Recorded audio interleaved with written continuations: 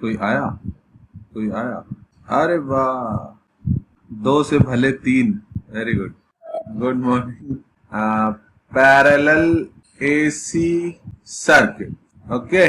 Parallel AC circuits में obvious सी बात है क्या होगा, आई थिंक सीरीज अब बहुत अच्छे से आ गया तुम लोगों को, तो अब मुझे पैरेलल में ज्यादा टेंशन लेने की जरूरत नहीं है कि तुम सीरीज का भूल जाओगे या कुछ, है ना।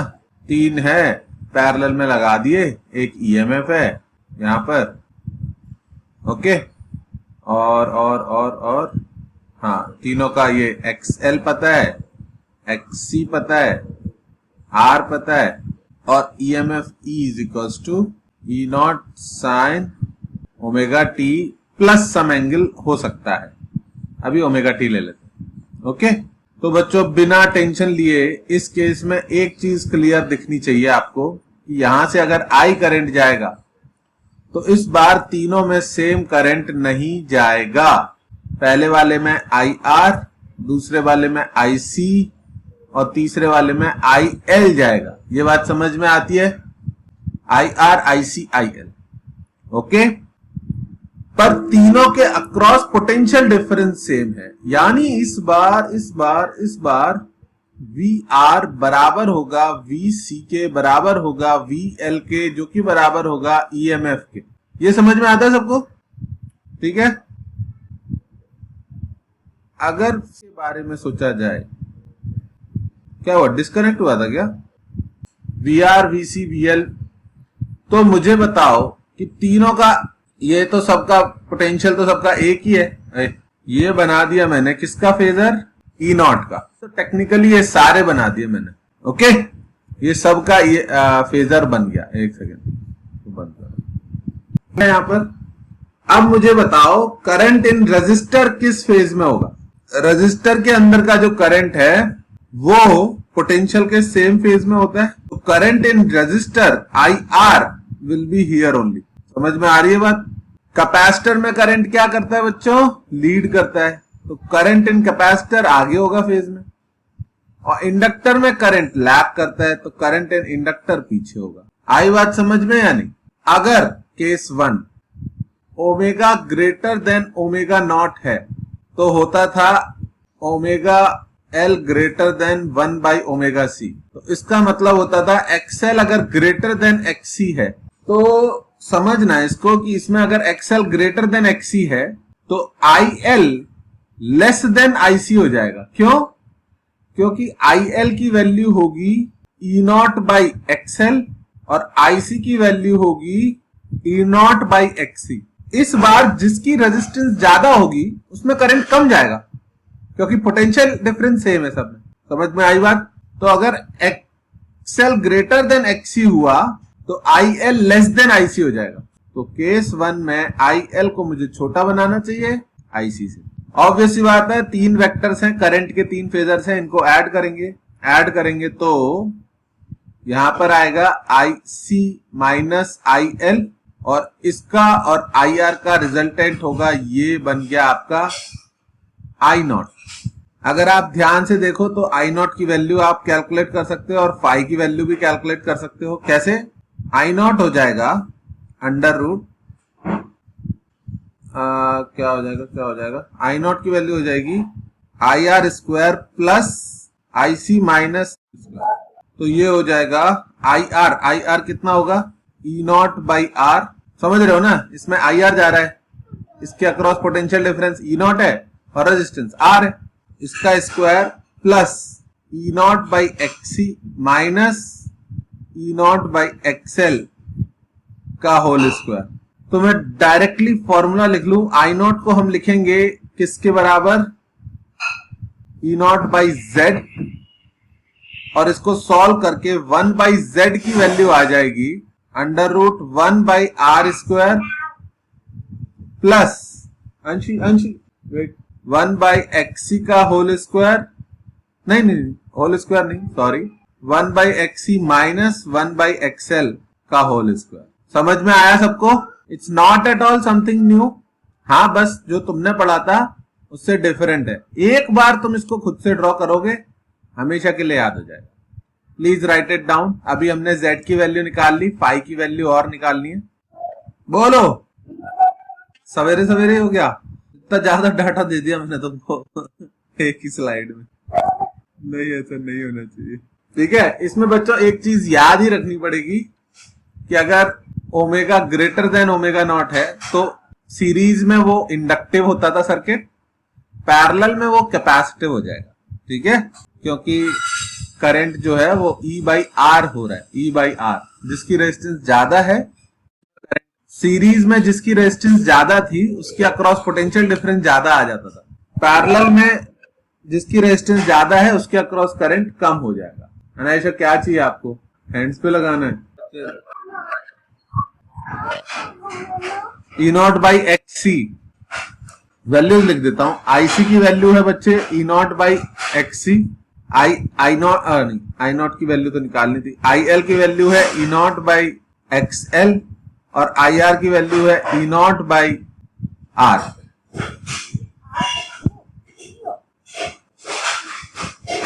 और इसकी वैल्यू हमने कैलकुलेट करी, उसको कंपेयर किया ई नॉट बाई जेड से और जेड की वैल्यू निकाली।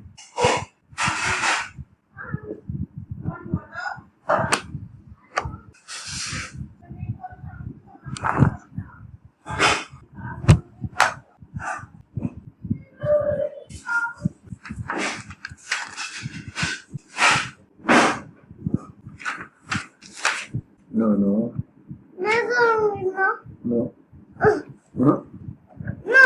No. नहीं, मैं करूंगी यहाँ पर। नहीं, मैं करूंगी ना। नहीं, देखे।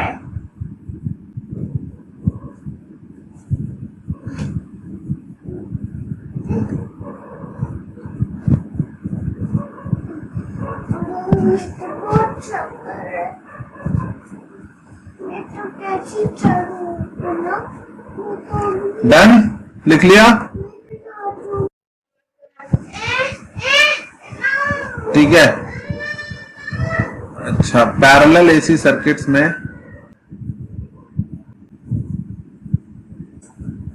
ठीक है, मतलब कठिन से कठिन चीज हो, कोई भी टॉपिक हो, कितना भी कंफ्यूजिंग हो, आप अगर उसको एक बार ड्रॉ कर लोगे ना खुद से, एक बार अकेले बैठ के, एक बार किसी दोस्त के साथ, किसी को समझाते हुए, मतलब, तो फिर वो हो जाता है डन। ठीक है, पैरेलल एसी सर्किट्स में हमको क्या क्या पता होना चाहिए। सबसे पहले तो हमने तीनों में करंट आई आर होगा E not by R, I L होगा ई नॉट बाई एक्सएल और आई सी होगा ई नॉट बाई एक्सी। ठीक है, ये बनाया। फिर उसका फेजर बनाया, फेजर में इस एक्सिस पर मैंने ई नॉट बनाया, सेम एक्सिस पर आई आर रहेगा, पोटेंशियल से लीड करेगा, कैपेसिटर का करंट लैग करेगा इंडक्टर का करंट। समझ में आई बात। नेट करंट अंदाजे से मैंने इधर बनाया, आई नॉट बोला इसको, और ये फेज निकालना रह गया था, है ना। तो फेज फेज फेज फेज कैसे निकाला जाए, tan phi is equal to हो जाएगा I C minus I L upon I R. दिख गया है सबको। और इसकी वैल्यू आ जाएगी E not by XC minus E not by X L upon E not by R. तो इसका फॉर्मूला थोड़ा अजीब सा आएगा, 1 by XC minus 1 by X L upon 1 by R. ये हो गया आपका फेज। ठीक है, फेज एंगल निकालना आ गया आपको, और आपको सर्किट की इंपीडेंस निकालना आ गई, जो पिछले पेज पे प्रूव करी थी, 1 बाई जेड का फॉर्मूला। बेसिकली हर जगह 1 बाई एक्स 1 बाई वो हो जाएगा, उल्टा हो गया, अंडर रूट 1 बाई आर का square plus 1 by XC minus 1 by XL का होल स्क्वायर। ये दो फॉर्मूला हो गए बच्चों। ठीक है, और थोड़ा कॉमन सेंस कि करंट ओवरऑल सर्किट में लीड करेगा या लैग करेगा। दो फॉर्मूले और थोड़ा कॉमन सेंस से काम हो जाना चाहिए। ओके, इसको Z को Y भी लिख सकते हैं, विच इज कॉल्ड एडमिटेंस। याद रखना नाम बच्चे, बड़े सारे नाम हो गए। इंपीडेंस, ठीक है, ये दोनों क्या थे, एक्सएल और एक्सी। ये दोनों क्या थे बच्चों, रिएक्टेंस थे ये, ठीक है, एक कैपेसिटिव एक इंडक्टिव रिएक्टेंस, ये तो रेजिस्टेंस है ही, और ये एडमिटेंस हो गया, और इन सब के उल्टे का भी नाम है। रेजिस्टेंस का उल्टा क्या होता है याद है आपको? रेजिस्टेंस के इनवर्स को, ये रेजिस्टेंस है अगर, तो इसके इनवर्स को बोलेंगे हम कंडक्टेंस, और रिएक्टेंस के उल्टे को हम बोल सकते हैं, इसको भी नया नाम है, इसका नाम, इसका सिंबल होता है S, S C minus S L का होल स्क्वायर। तो इनके इनवर्स को बोलेंगे हम, रिएक्टेंस के इनवर्स को बोलेंगे, आई थिंक ससेप्टेंस बोलते थे, पर एक बार मैं क्लियर कर लूं क्योंकि हम यूज नहीं करते, मैं अभी भी यही नाम यूज करता हूं, ऐसे करके मैं लिखता नहीं। हाँ, रेजिस्टेंस के उल्टे को क्या बोलेंगे? कंडक्टेंस, और उसका नाम ही नहीं लिखा कहीं, कोई सर्च करो गूगल पे जरा, इनवर्स ऑफ रिएक्टेंस को क्या बोलते हैं? ससेप्टेंस याद आ रहा है। Anaysha, can you bring me my mobile? Susceptance ही बोलते हैं ना, ससेप्टेंस। तो एक्चुअली अपन यूज नहीं करते क्योंकि यही 3 याद हुए होते हैं मुश्किल से, तो उन्हीं का फॉर्मूला यूज करते रहते हैं, ठीक है। लेकिन फिर भी कोई अगर पूछ ही ले तो एडमिटेंस, इंपीडेंस के उल्टे को एडमिटेंस बोलते हैं, ससेप्टेंस इसको बोलते हैं रिएक्टेंस के उल्टे को, रेजिस्टेंस के उल्टे को कंडक्टेंस बोलते हैं, सबके नाम।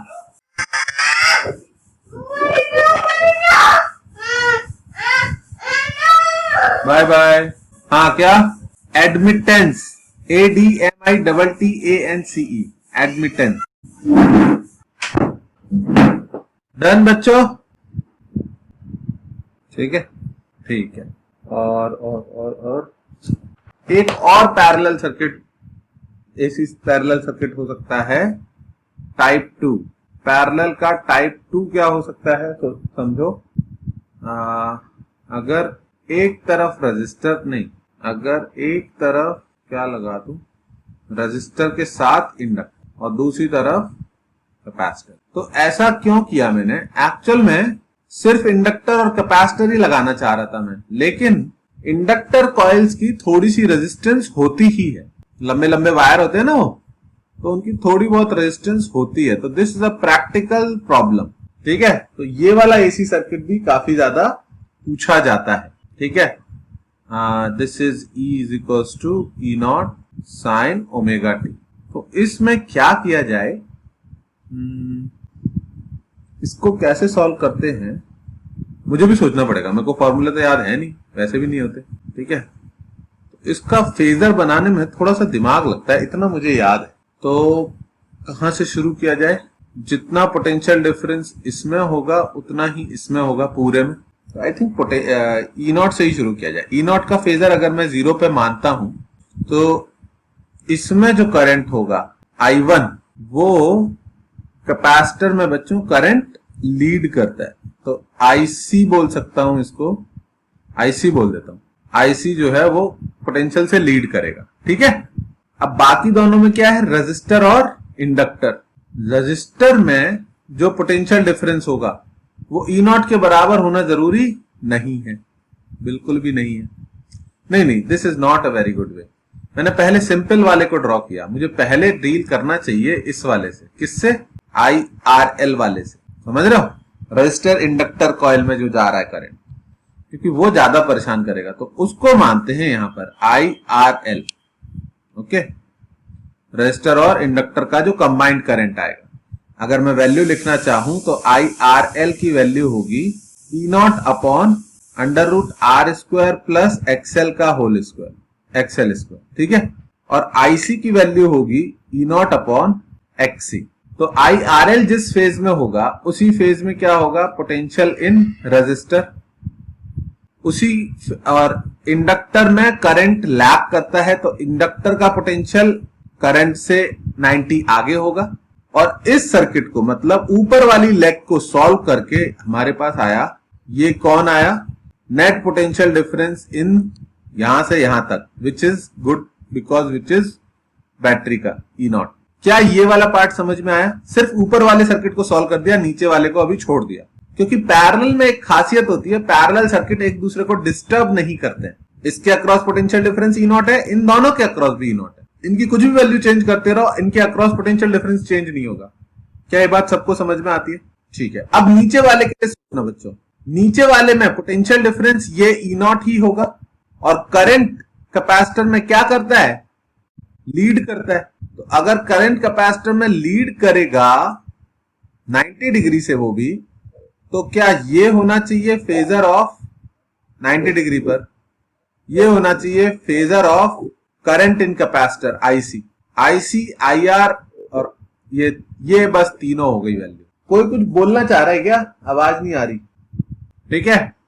और अब इस सर्किट के लिए एक चीज पूछी जाती है कि इसमें करंट मिनिमम कब होगा? नहीं, क्या पूछा जाएगा कि इसमें मैक्सिमम पावर कब जनरेट होगी, ठीक है। तो इसकी रेजोनेंस फ्रीक्वेंसी पूछी जाती है। रेजोनेंस फ्रीक्वेंसी कितनी होगी? तो बच्चों रेजोनेंस में जो नेट करंट होता है वो ईएमएफ के सेम फेज में आ जाता है। यहां पर जो नेट करंट है वो इस वाले वेक्टर का और इस वाले वेक्टर का रिजल्टेंट होगा। ये एंगल अपने को शायद फाई मिल जाएगा। कैसे मिल जाएगा? tan phi is equal to, यहां पे लिख देता हूं, tan फाई हो जाएगा VL बाई VR यानी XL बाई R। तो अपने को ये एंगल मिल गया।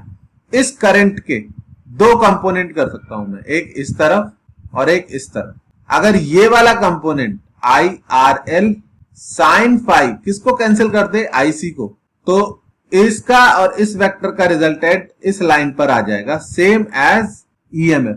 तो रेजोनेंस फ्रीक्वेंसी की कंडीशन बनी IC is equal to IRL sine phi. IC कितना है?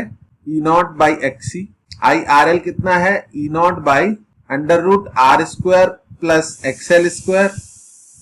और साइन फाई, अगर tan फाई इतना है, tan फाई है XL बाई R, तो हो जाएगा under root XL square plus R square. Sine phi हो जाएगा XL upon under root XL square plus R square. काफी खतरनाक आ रहा है एक्सपेंशन, मेरे पास जगह शायद खत्म हो जाएगी। XL इंटू XC बराबर आ गया XL square plus R square. बच्चों जगह की कमी के कारण मुझे इसके आगे फॉर्मूला डायरेक्ट लिखना पड़ेगा। इसको सॉल्व करते हैं तो रेजोनेंट फ्रीक्वेंसी आती है इसकी under root 1 by LC minus R square by L square. बोलोगे सर ये डायरेक्टली लिखा देते पहले ही, ठीक है। इसके आने का चांस नीट में तो 0 है, पर जेई वालों के लिए ये इंपॉर्टेंट है, तो प्लीज राइट इट डाउन। लिख तो दोनों ही लो, क्योंकि फॉर्मूला तो पूछ ही सकते हैं। अगले साल से नीट का चांस बढ़ जाएगा, पूछ लिया, ठीक है। This is like the toughest they can go in parallel LCR circuit. दो एक जगह, एक एक जगह। अदरवाइज या तो तीनों पैरेलल में होंगे या सिर्फ दो ही होंगे पैरेलल में, तो वो तो आप डील कर लोगे।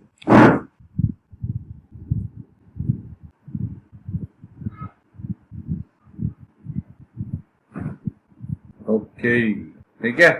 कुछ थ्योरी पॉइंट्स जैसे कि सीरीज LCR और पैरेलल LCR में क्या डिफरेंस होता है, ठीक है। सीरीज में Z जो होता है वो under root R square plus XL minus XC का होल स्क्वायर होता है।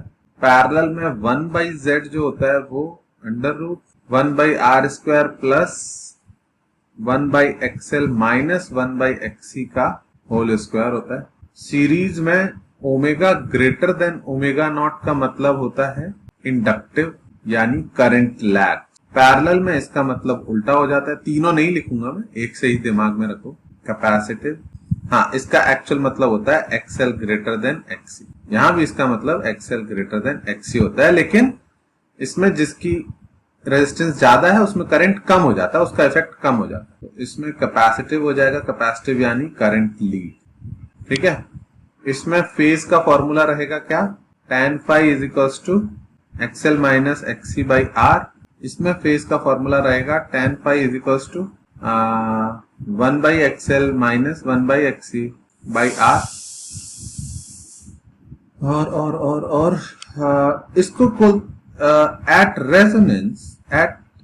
रेजोनेंस जब ओमेगा नॉट के बराबर होगी उस टाइम पे Z will go equal to R। This is the minimum value of Z, so current will go maximum, और उसकी वैल्यू आएगी Z/R। ठीक है, इसके अंदर दूसरे वाले के अंदर at omega is equals to omega naught, Z की वैल्यू इसमें भी R आएगी, लेकिन ये इसकी मैक्सिमम वैल्यू होगी। समझना बच्चों, अगर ये कट गए उस केस में Z की वैल्यू R है, अगर ये कटते नहीं है और तो उस केस में Z की वैल्यू R से छोटी आएगी। क्यों? क्योंकि इनवर्स करना है ना इसका। ठीक है, सोचना इसके बारे में। इस केस में Z की वैल्यू R जो है वो मैक्सिमम है, बाकी सारे केसेस में Z की वैल्यू और छोटी ही आएगी। और इस केस में I जो है वो मिनिमम करंट होगा कितना, Z/R। इसको बोलते हैं एक्सेप्टर सर्किट। क्या बोलते हैं? एक्सेप्टर, क्योंकि रेजोनेंस पर इसमें करंट एकदम से हाई हो जाता है। इसको बोलते हैं रिजेक्टर सर्किट, क्योंकि रेजोनेंस में एकदम से करंट लो हो जाता है। बस आई थिंक इतनी बात है, लिख लो एक बार, बोलो। हाँ, 1/R होगा। You are absolutely correct.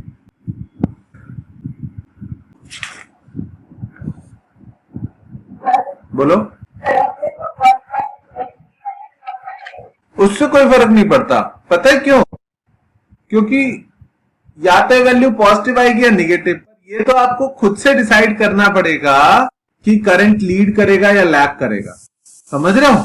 हाँ, और ये भी आपको खुद से देखना पड़ेगा कि करंट की इक्वेशन दी है, ईएमएफ की इक्वेशन निकालनी है, या ईएमएफ की दी है, करंट की निकालनी है।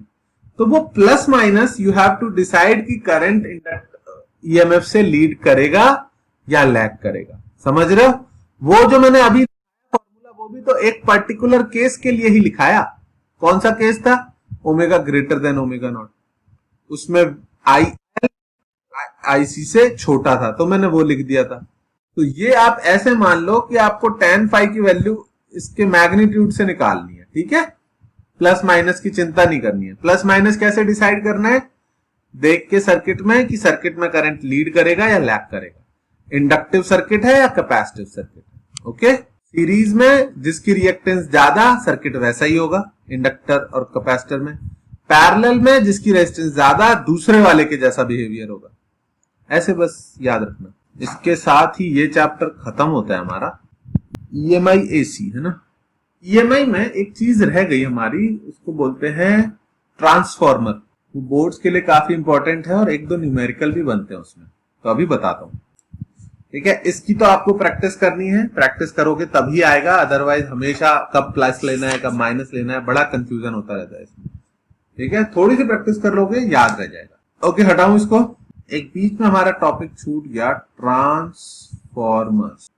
ओके, ट्रांसफॉर्मर में क्या होता है?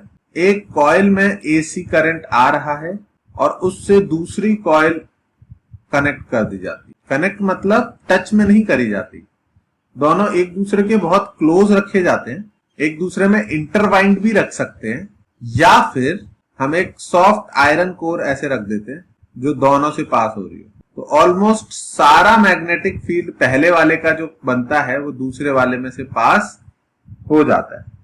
ओके, क्योंकि मैग्नेटिक फील्ड सॉफ्ट आयरन में बाहर के कंपैरिजन में, एयर के कंपैरिजन में बहुत ज्यादा हो सकता है, 300-400 टाइम्स ज्यादा हो सकता है। तो this is a soft iron core जिसके ऊपर दोनों ये लपेट दिए गए। इसके नंबर ऑफ टर्न्स N1 है, इसके नंबर ऑफ टर्न्स N2। ठीक है, दोनों का एरिया सेम है। तो जब इसमें N1 में करंट चेंज होगा तो इसके थ्रू मैग्नेटिक फील्ड चेंज होगा, मैग्नेटिक फील्ड चेंज होगा तो मैग्नेटिक फ्लक्स चेंज होगा। इसके एक टर्न में से जितनी मैग्नेटिक फील्ड लाइंस निकलेंगी, इसके भी एक टर्न में से उतनी ही मैग्नेटिक फील्ड लाइंस पास होंगी। तो magnetic flux per unit turn is same for both. ठीक है, दोनों कॉइल का अगर इसका टोटल मैग्नेटिक फ्लक्स φ1 है तो फ्लक्स पर यूनिट टर्न इसका जितना होगा। अगर इसका टोटल फ्लक्स φ2 है, magnetic flux per unit turn इसका भी उतना ही होगा। समझ में आ रही है बात? ठीक है, स्ट्रेट फॉरवर्ड है ये एकदम। अगर मैं डिफरेंशिएट कर दूं तो minus D φ1 by D T into 1/N1 बराबर हो जाएगा minus D φ2 by D T 1/N2। That gives me, अगर फ्लक्स चेंज हो रहा है तो ये क्या हो गया, back EMF in first one, E1 इसको प्लस लिख सकते हैं E1 बाई N1 बराबर E2 बाई N2। तो अगर एक में फ्लक्स चेंज होता है, एक में हम करंट चेंज करते हैं, तो दूसरे वाले में भी करंट चेंज होगा, करंट भी चेंज होगा और ईएमएफ भी चेंज होगा। तो बेस्ट पार्ट क्या है कि E2 बाई E1 आ गया N2 बाई N1 के, ये बड़ा अच्छा हो गया। इसका मतलब हम नंबर ऑफ टर्न्स कम ज्यादा करके जितना ईएमएफ, जितना पोटेंशियल डिफरेंस आ रहा था, उससे ज्यादा पोटेंशियल डिफरेंस आउटपुट ले सकते हैं। समझ में आया या नहीं? Output voltage upon input voltage, this is input and this is output. अगर हम यहां पर बहुत ज्यादा नंबर ऑफ टर्न्स लगा दें तो इनपुट से ज्यादा मतलब स्टेप अप ट्रांसफॉर्मर हो जाएगा। क्या हो जाएगा? Step up transformer. Step up transformer मतलब if N2 is greater than N1, then E2 is greater than E1, this is called step up transformer. Potential difference बढ़ गया, लेकिन पोटेंशियल डिफरेंस बढ़ेगा, एनर्जी नहीं बढ़ सकती, एनर्जी इज कंजर्व। तो even at 100% efficiency, अगर 100% एफिशिएंट ट्रांसफॉर्मर है तो भी पावर इनपुट जो है वो पावर आउटपुट के बराबर होगी। पावर आउटपुट जो है वो पावर इनपुट से ज्यादा नहीं हो सकती, कम हो सकती है। 100% एफिशिएंसी बराबर हो सकती है, ज्यादा नहीं हो सकती। मतलब इनपुट पावर में लिख सकता हूं E1 I1 और आउटपुट पावर E2 I2। बच्चों ये E1 E2 से आप कंफ्यूज तो नहीं हो रहे, क्योंकि E1 E2 लिखने की जगह इट विल बी बेटर अगर मैं आपको V1 V2 लिखूं। Output voltage, input voltage, 99% V के टर्म्स में ही बात होगी। तो why remember two formula, input को मैं V1 लिख देता हूं, आउटपुट को मैं V2 लिख देता हूं। तो V1 by N1 is equal to V2 by N2। बच्चों ईएमएफ को E से भी रिप्रेजेंट कर सकते हैं और V से भी रिप्रेजेंट कर सकते हैं। ओके, तो V2 बाई V1 हो गया N2 बाई N1। और पावर का फॉर्मूला भी VI याद होता है यूजुअली, V2 I2। पावर के 3 फॉर्मूले याद होते हैं यूजुअली, कौन कौन से? I square R, V square by R and VI। Okay, तो V1 I1 equal to V2 I2, ये हो गया पावर। तो इस लॉजिक से I1 बाई I2 किसके बराबर हो गया? V2 बाई V1 किसके बराबर हो गया? N2 by N1। अगर नंबर ऑफ टर्न्स आपने इंक्रीज किए तो पोटेंशियल इंक्रीज होगा पर करंट डिक्रीज होगा। समझ में आ रही है बात या नहीं? एक चीज ही इंक्रीज कर सकते हो आप, दोनों चीजें इंक्रीज नहीं कर सकते। दोनों चीजें इंक्रीज कर दोगे तो टेक्निकली आपने पावर बढ़ा दी, विच इज नॉट पॉसिबल किसी और सोर्स के बिना। तो ट्रांसफार्मर बहुत स्ट्रेट फॉरवर्ड होता है, लिख लो इसको। एक केस होता है जिसमें 100% एफिशिएंसी नहीं होती, उसके लिए भी लिख लेंगे।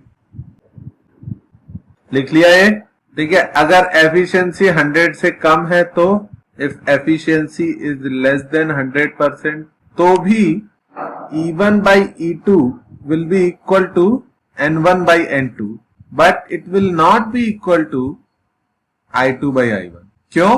क्योंकि उस केस में P इनपुट और P आउटपुट बराबर नहीं होंगे। उस केस में E1 I1 will not be equal to E2 I2। तो ये पहला रिलेशन तो फ्लक्स से आया था, तो ये तो हमेशा ट्रू रहेगा, ये तो फ्लक्स से आया था।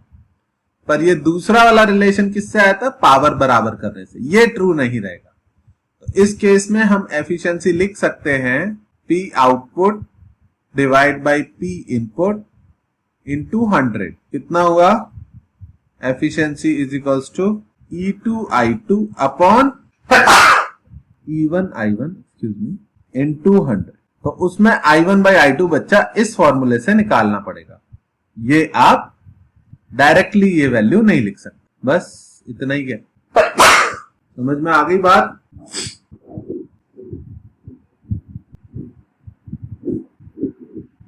ओके, हटाओ इसको भी। ऐसे ही एक और डिवाइस होती है, डिवाइसेस छूट गए थे अपने, साइक्लोट्रॉन। साइक्लोट्रॉन में क्या होता है? 2 सेमी सर्कुलर डिस्क होती है जो कि एक दूसरे से काफी क्लोज पे फिक्स कर दी जाती है, ठीक है।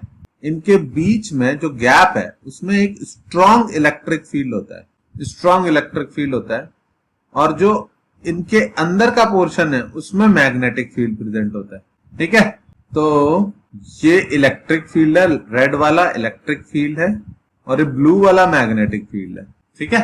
काफी ह्यूज साइज का रहता है ये, अब मैंने क्या किया बच्चों, सेंटर पर एक पॉजिटिव चार्ज छोड़ दिया, सेंटर के पास में एक पॉजिटिव चार्ज रख के छोड़ा, तो ऑब्वियस सी बात है इलेक्ट्रिक फील्ड उसको भगा लेगा अपनी डायरेक्शन में। तो ये पॉजिटिव चार्ज पर कौन सा फोर्स लगेगा, electric force which is QE, तो तुरंत आगे भागेगा। आगे भागेगा तो इस वाले डिस्क में एंटर कर जाएगा। जैसे ही एंटर किया, अब इलेक्ट्रिक फील्ड लगना बंद और डिस्क का मैग्नेटिक फील्ड इसका सर्कुलर मोशन कराएगा। मतलब ये एंटर किया और फिर डिस्क का मैग्नेटिक फील्ड इसका सर्कुलर मोशन कराएगा। थोड़ी देर में वापस पलट के आएगा। आएगा कि नहीं आएगा, मुझे दोबारा ड्रॉ करना पड़ेगा। जब ये वापस आएगा थोड़ी देर में, उस टाइम पर अगर इलेक्ट्रिक फील्ड सेम डायरेक्शन में रहा, तो जिस इलेक्ट्रिक फील्ड ने इसको पहले स्पीड अप किया था, अब वही इलेक्ट्रिक फील्ड इसको स्लो डाउन कर देगा। तो हमने क्या किया, इतनी देर में इलेक्ट्रिक फील्ड को स्विच कर दिया डायरेक्शन को। ये स्विच हम कैसे करते हैं, इसको एक AC सोर्स से कनेक्ट कर। AC सोर्स अपनी डायरेक्शन 1 सेकंड में कई बार चेंज करता है। 1 सेकंड में 100, 200, 500 बार भी चेंज कर सकता है। तो AC सोर्स जो है वो अपनी डायरेक्शन चेंज करता रहेगा। पहले ये वाली पॉजिटिव चार्ज होगी, ये वाली नेगेटिव चार्ज होगी, सेकंड केस में ये वाली साइड पॉजिटिव चार्ज होगी और ये नेगेटिव चार्ज होगी। समझ रहे हो बात को बच्चों?